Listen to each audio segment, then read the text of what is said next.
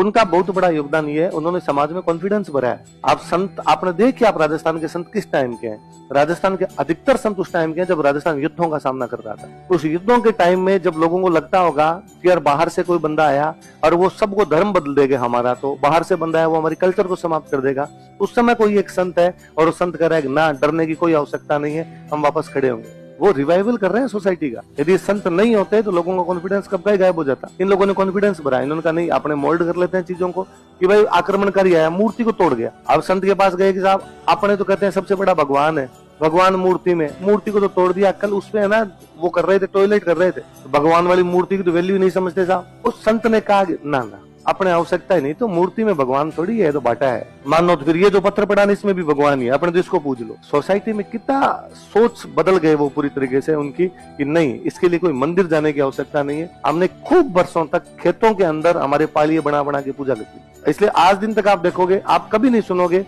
कोई नई शादी हुई बीन बिननी को धोख लगवाने के लेके जाते हैं। आपने कब सुना कि बीन बिननी को अयोध्या लेके गए धोख लगवाने?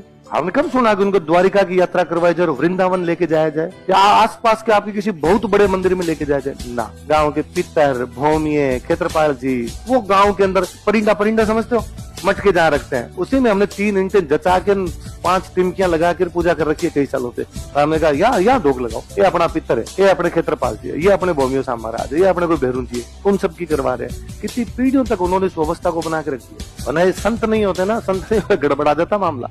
वो बड़े समझदार थे उस समय के। वो बेसिकली उन्होंने इस भेदभाव को मिटाया कि राजा और सामान्य व्यक्ति में कोई भेदभाव होता है। उस संत के दरबार में सारे जाके बराबर हो जाते थे। वहाँ राजा भी उतना ही नतमस्तक हो रहा था जितनी को सामान्य जनता नतमस्तक हो रही थी।